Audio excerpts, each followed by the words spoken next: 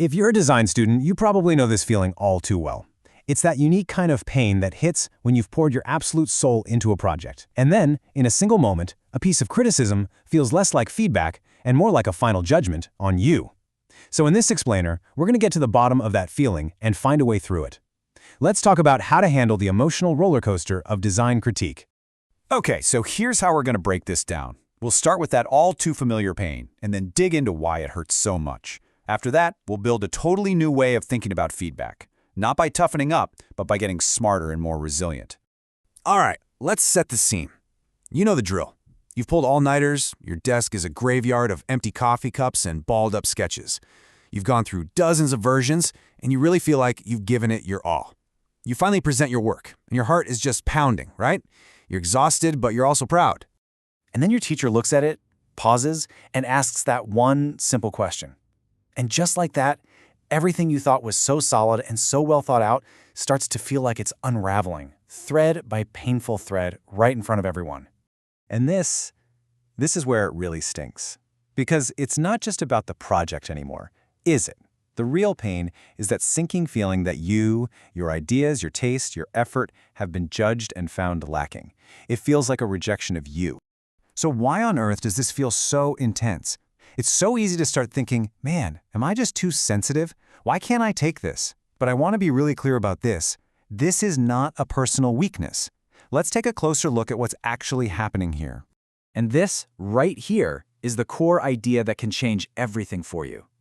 The problem isn't that you're thin-skinned or weak. It's a very common, very understandable mistake. You've accidentally fused your identity with the work you're producing. Let's untangle that. I mean, think about it.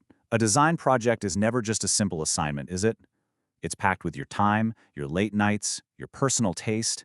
It's full of your anxiety about whether you're good enough, and all your hopes for what you could become. So it makes perfect sense that when your work gets criticized, it's almost impossible not to take it personally. The feedback, "this section doesn't work," immediately gets translated in your head to, "I'm not good enough," or even worse, "I don't belong here." A flaw in the project feels like a flaw in you. And that brings us to the single most important distinction you need to make to survive and thrive in design school. It's all about learning to separate two things that feel completely stuck together: your work and yourself.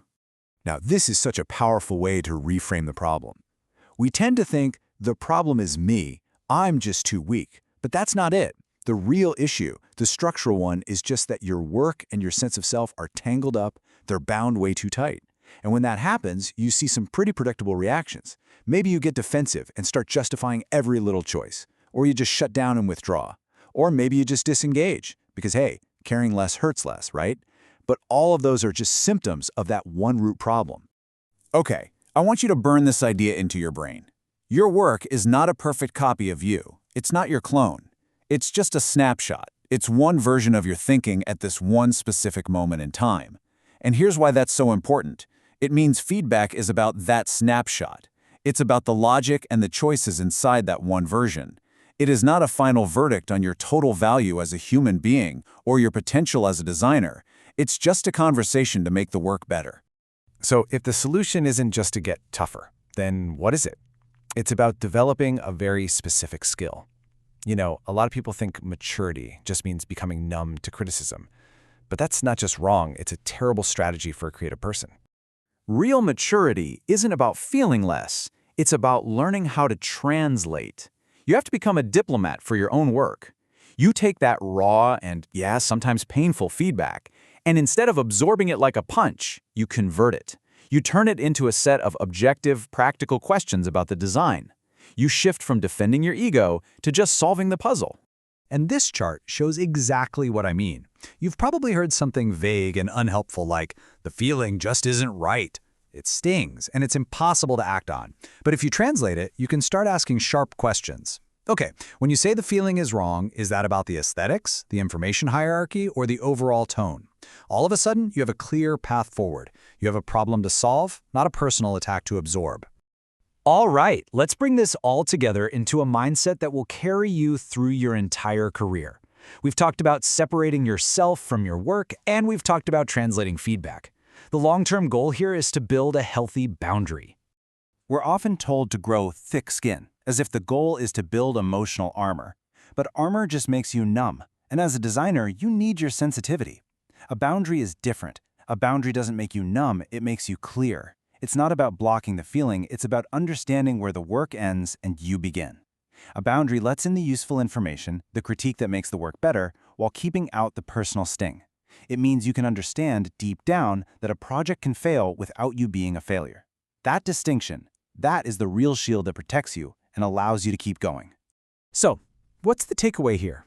It all comes down to creating a little bit of space in your mind.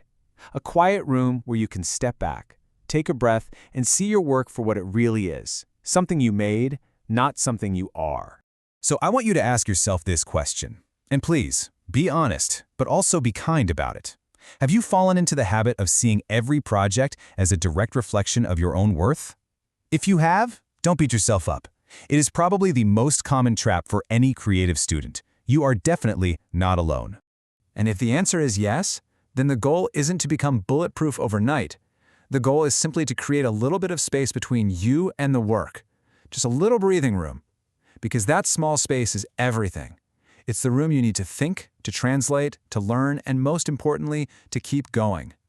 It's the space where your creativity can actually survive, and where you'll grow into the designer you want to be.